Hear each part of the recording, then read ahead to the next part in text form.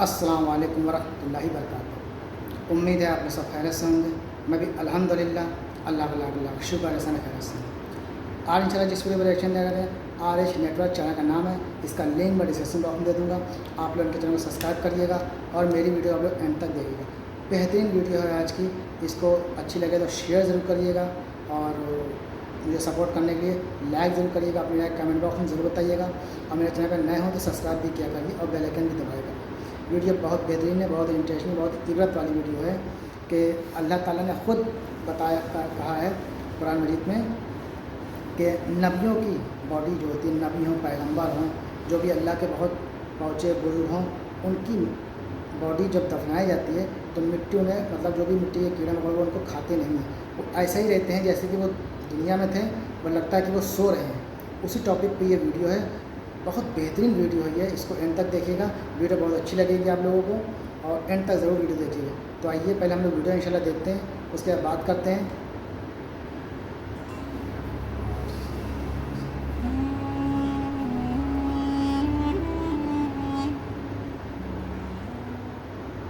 दोस्तों, जब भी किसी इंसान की मौत होती है यानी अगर वो इस दुनिया से रुखसत हो जाता है तो फिर उसकी आखिरी रस्में या फिर हम कह सकते हैं कि उसका फ्यूनरल, उसका अंतिम संस्कार उसके इलाके के हिसाब से, उसके कल्चर के हिसाब से या फिर मेनली उसके धर्म और मज़हब के हिसाब से किया जाता है।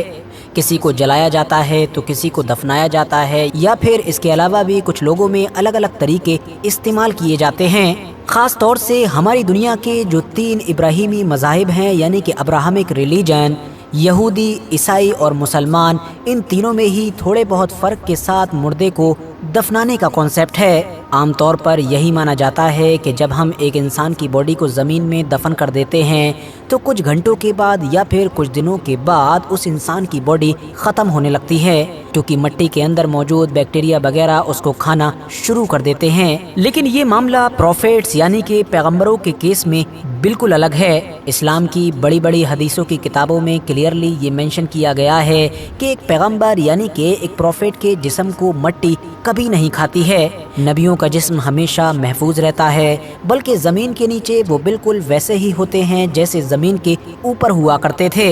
सिर्फ पैगंबर अलैहिस्सलाम ही नहीं बल्कि बहुत सारी किताबों में ये भी मेंशन किया गया है कि नबियों के अलावा वो लोग के जो शहीद होते हैं या फिर जो खुदा के बहुत ज़्यादा नेक बंदे होते हैं, उनकी बॉडी भी ज़मीन के नीचे वैसे ही सलामत रहती है कि जैसे मानो वो ऊपर हुआ करते थे। और इस चीज़ का एक जीता जागता सबूत हम लोगों को कुछ मुद्दत पहले ही इराक के अंदर भी देखने को मिला कि जब पूरी दुनिया हैरान रह गई थी। ये बात है उस दौर की कि जब इराक पर शाह फैसल का राज हुआ करता था। यहाँ पर बात उन शाह फैसल की नहीं हो रही है कि जिनका राज सऊदी अरबिया पर हुआ करता था, बल्कि उस शाह फैसल की बात हो रही है जिसका इराक पर राज हुआ करता था सन 1921 से लेकर 1933 के बीच में। फिलहाल मामला ये था कि एक रात शाह फैसल ने अपने ख्वाब में एक सहाबी रसूल हजरत हुज़ैफा बिन यमान को देखा, जिन्होंने शाह फैसल से कहा कि पैगंबर हजरत मोहम्मद सल्लल्लाहु अलैहि वसल्लम के 2 करीबी और प्यारे सहाबी कि जिनको किसी दौर में दरियाए दजला यानी कि तिग्रिस रिवर के करीब में दफनाया गया था, अब उनकी कब्रों के पास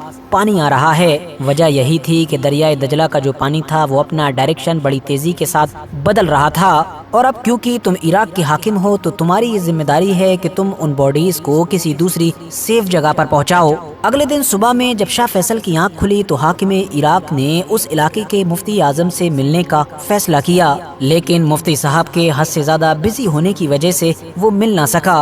अगले दिन फिर से शाह फैसल के ख्वाब में हजरत हुज़ैफा बिन यमान आए और उसको वही हुक्म दिया, लेकिन दूसरी रात के ख्वाब के बाद भी शाह इराक कंफ्यूज ही रहा। अगले दिन तीसरी रात में भी फिर से वही ख्वाब आया और उसको हजरत हुज़ैफा बिन यमान की तरफ से कब्र से पानी के टच होने के बारे में वार्निंग दी गई। लेकिन दोस्तों, दूसरी तरफ इस तीसरी रात में खुद मुफ्ती आजम को भी इसी तरह का ख्वाब आया। अगले दिन सुबह उठते ही मुफ्ती आजम ने फौरन प्राइम मिनिस्टर के जरिए से शाह इराक से मिलने का फैसला किया। शाह इराक से मिलने के बाद जब मुफ्ती साहब ने अपने ख्वाब के बारे में बताया तो शाह फैसल के तो होश उड़ गए, क्योंकि पिछली 3 रातों से बिल्कुल इसी तरह का ही ख्वाब शाह फैसल को भी दिखाई दे रहा था। इसके बाद पूरे ही इलाके में काफ़ी हलचल का माहौल पैदा हो गया, बहसबाजी होने लगी। इसी बात पर डिबेट होने लगी कि क्या ऐसा करना ठीक भी होगा या फिर नहीं।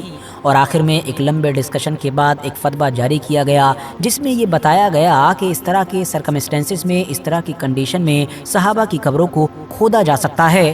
فائنلی اب حکومت کی طرف سے دن اور ٹائم بھی اناؤنس کر دیا گیا۔ دن رکھا گیا تھا 10 ذی الحجہ کا، اور جب وہ دن آیا تو بغداد کی سڑکیں لوگوں سے بھری ہوئی تھیں۔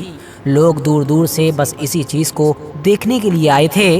پہلے بات کر لیں اس بارے میں کہ آخر یہ دونوں صحابی تھے کون۔ تو ان میں سے ایک تو تھے حضرت جابر بن عبداللہ رضی اللہ عنہ، جبکہ دوسرے تھے حضرت حذیفہ بن یمان۔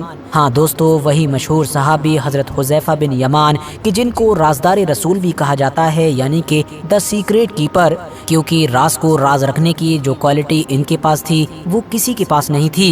یہی وجہ ہے کہ پیغمبر حضرت محمد صلی اللہ تعالی علیہ وسلم کسی دوسری صحابی کی بجائے اپنے راز کی باتیں ان کو بتایا کرتے تھے۔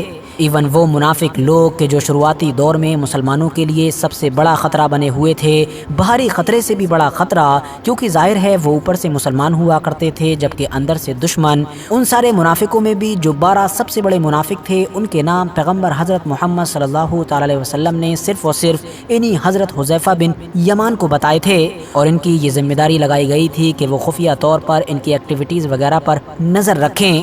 حضرت حذیفہ بن یمان نے اپنی پوری زندگی اس راز کو راز ہی رکھا۔ ایون حضرت محمد صلی اللہ تعالی علیہ وسلم کے ظاہری طور پر اس دنیا سے چلے جانے کے بعد بھی خلافت راشدہ کے طور میں انہوں نے کبھی بھی اپنی زبان نہیں کھولی، حالانکہ حضرت ابو بکر صدیق اور حضرت عمر جیسے بڑے بڑے خلیفہ ان کو مشورے کے لیے ضرور بلاتے تھے، تاکہ ظاہر ہے کبھی بھی کوئی معاملہ گڑبڑ دکھے تو یہ نام بھلے ہی نہ بتائیں لیکن گائیڈ ضرور کر دیں۔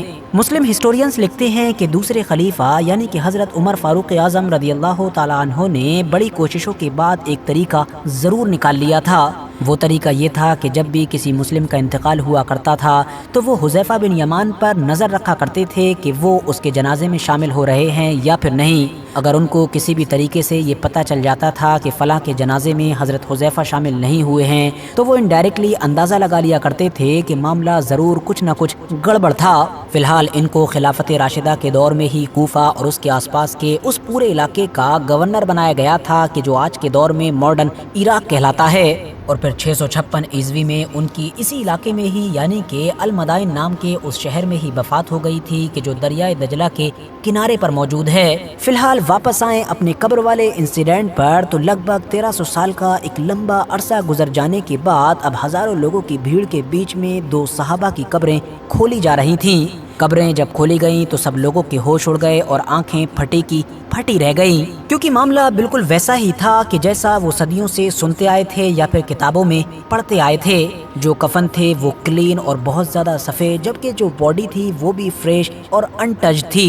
ایسا محسوس ہو رہا تھا کہ مانو کچھ لمحے پہلے ہی ان لوگوں کو اس قبر میں لٹایا گیا ہو اور یہ لوگ سو رہے ہوں۔ ایسا مانا جاتا ہے کہ جب یہ سب کچھ ہو رہا تھا تو وہاں پر ایک جرمن فزیشین بھی موجود تھا، جس نے شاہ عراق سے خاص ریکویسٹ کر کے یہ تمنا ظاہر کی کہ وہ دونوں ہی باڈیز کو بہت زیادہ قریب سے یعنی کہ ان کی آنکھیں اور چہرے وغیرہ کو دیکھنا چاہتا ہے، اور ایسا کرنے کے بعد وہ جرمن فزیشین اسلام میں کنورٹ ہو گیا تھا، کیونکہ وہ بھی حیران تھا کہ 1300 سال گزر جانے کے بعد کسی بھی انسان کی باڈی اس حالت میں کیسے رہ سکتی ہے۔ پھر اس کے بعد دونوں ہی باڈیز کو ایک دوسری سیف جگہ پر دفنا دیا گیا، یعنی کہ حضرت سلمان فارسی رضی اللہ تعالیٰ عنہ کے مقبرے کے پاس میں۔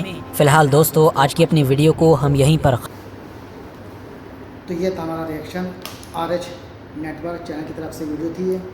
امید ہے ویڈیو آپ لوگوں کو اچھی لگی ہوگی۔ ویڈیو واقعی میں اچھی تھی کہ جتنے بھی اللہ کے پیارے ہیں، پیغمبر ہوں یا ولی ہوں یا کوئی بھی ہوں، مٹی اجازت ہی نہیں ہے کہ وہ ان کے باڈی کو کھا سکیں۔ وہ ایسا لگتا ہے جیسے دنیا میں سو رہے ہیں، لیٹے ہوئے ہیں، اسی طرح قبر میں لگتا ہے وہ سو رہے ہیں۔ قیامت والے دن انشاءاللہ وہ باہر نکلیں گے اور اللہ کے پیارے ہیں، اللہ کے محبوب ہیں، جتنے پیر پیغمبر ہیں ان کی مٹی ان کی باڈی کو نہیں کھاتی ہے۔ یہ تو ہم اتنے گنہگار ہیں جو دفنانے کے بعد 2-4 دن 5 دن بعد کیڑے مکوڑے سب کھا جاتے ہیں ہماری باڈی، کیونکہ ہم لوگ اتنے گنہگار ہیں۔ تو کوشش کریں کیا ہم لوگ اچھے سے اچھا عمل کریں، اللہ کے نزدیک ہو جائیں، اللہ کے پیارے ہو جائیں، اللہ کے خوب قریب ہو جائیں اور اللہ کی بتائے ہوئے راستے پہ چلیں، اللہ کی اطاعت کریں، ہمارے پیارے اللہ نبی صلی اللہ علیہ وسلم کی سنتوں پہ چلنے کی کوشش کریں اور اس کو عمل بھی کریں۔ انشاءاللہ بالکل کریں گے اور اس ویڈیو کو خوب شیئر کریے گا، لائک ضرور کریے گا، اپنے رائے کامنٹ باکس میں ضرور بتائیے گا۔ تو پھر انشاءاللہ ملتے ہیں ہم لوگ نیکسٹ ویڈیو میں، تب تک لیے السلام علیکم ورحمۃ اللہ وبرکاتہ۔